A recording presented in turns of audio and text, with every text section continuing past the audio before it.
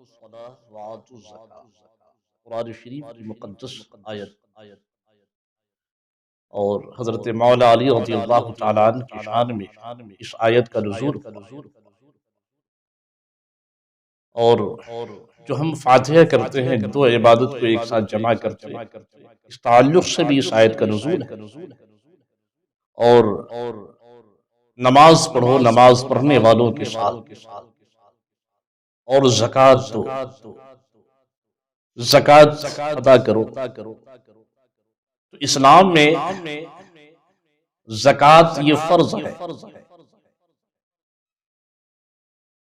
زکوٰۃ رمضان شریف کے مقدس مہینے میں جب ہم ادا کرتے ہیں تو اس کی مقبولیت، اس کی افضلیت اور اس کی فضیلت بے شمار ہے۔ عام دنوں میں بھی زکوٰۃ ادا کر سکتے ہیں، لیکن یہ رمضان شریف کا مقدس مہینہ چل رہا ہے، ہر مالک نصاب پر زکوٰۃ فرض ہے۔ زکوٰۃ سونا چاندی اور کیش رقم، یعنی بہت سارے معاملات میں زکوٰۃ، جو صاحب زکوٰۃ ہے، جو صاحب ثروت ہے، ان سب کو زکوٰۃ نکالنا ضروری ہے۔ سونے کی زکوٰۃ کیسے ہوگی، چاندی کی زکوٰۃ کیسے ہوگی؟ تو سونے کی زکوٰۃ 7.5 تولہ سونا اور 52.5 تولہ چاندی، اس کے اوپر زکوٰۃ فرض ہے۔ دونوں میں سے اگر کسی کے پاس یہ ہو، چاہے چاندی ہو چاہے سونا ہو، ان سب پر زکوٰۃ فرض ہے۔ اب کچھ لوگ کے پاس کیش رقم بھی ہوتی ہے، بینک میں کچھ بیمہ کرا رکھے ہیں، یا 40-50 ہزار روپے بینک میں کیش جمع ہے، وہ کیا ان کے اوپر زکوٰۃ فرض ہے کہ نہیں؟ ہاں، ان پر بھی زکوٰۃ فرض۔ سونے اور چاندی دونوں کی مقدار کو اگر رقم کیش رقم پہنچ جائے، کیش رقم، ان پر بھی زکوٰۃ۔ جس طریقے سے 52.5 تولہ چاندی اگر مارکیٹ میں 30,000 روپے قیمت کی چاندی ہے،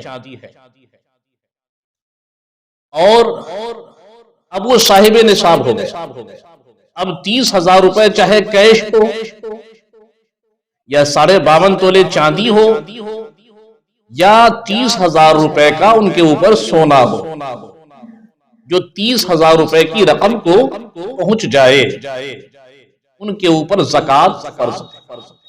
اب 52.5 تولہ چاندی، 7.5 تولہ چاندی تو لاکھوں میں پہنچے گی اس کی رقم۔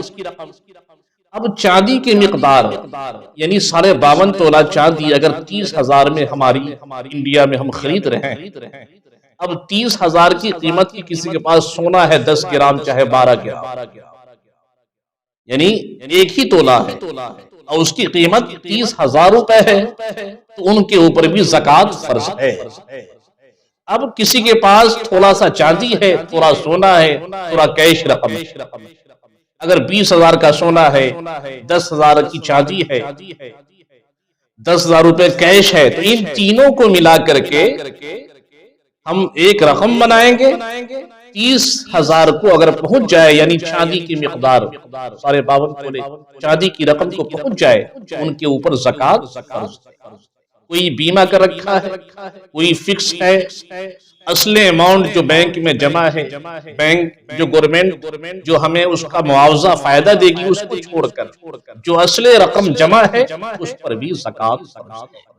اگر کسی نے کسی کو قرضہ دے رکھا 50,000 روپے یا 30,000 کم سے کم 35,000، تو ان کے اوپر بھی زکوٰۃ فرض ہے۔ یا 1,00,000 روپے ہم نے قرضہ دیا، اب وہ رقم اپنے پاس تو نہیں ہے، لیکن کسی اور کے پاس ہے، قرض دیا ہے، اس کی بھی ادائیگی آپ کو ہونی ہے، اس پر بھی زکوٰۃ۔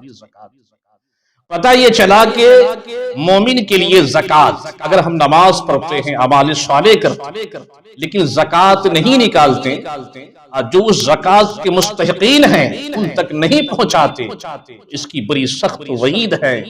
وعید میں بیان ابھی نہیں کر سکتا، مختصر میں بیان کر رہا ہوں کہ یعنی قبر میں عذابات اور بہت زیادہ اس کی سخت گرفت ہے جو زکوٰۃ ادا نہیں۔ وہ عورتیں جو سونا کی شوقین ہیں، چاندی کی شوقین ہیں اور زکوٰۃ ادا نہیں کرتی ہے، آقا فرماتے ہیں وہ عورت جہنمی، یعنی عورتیں جہنم میں زیادہ ہوگی۔ کیوں ہوگی؟ وہ سونا سے محبت کرتی ہے، چاندی سے محبت کرتی ہے، لیکن اس کی زکوٰۃ نہیں نکالتی۔ تو ہم اسلام میں سونا چاندی زیادہ رکھنا بہتر نہیں ہے، لیکن جو موجود ہے اس پر ہر سال زکوٰۃ 2.5%، اگر 50,000 کی رقم کو سونا یا چاندی کو پہنچ جائے یا 1 لاکھ روپے کا سب ملا کے ہو جائے تو 1 لاکھ میں 2.5% یعنی 2,500 روپے زکوٰۃ نکالنے ہوں گے۔ اب اس 2.5% زکوٰۃ 2,500 کو ہم کہاں دیں، کس مصرف؟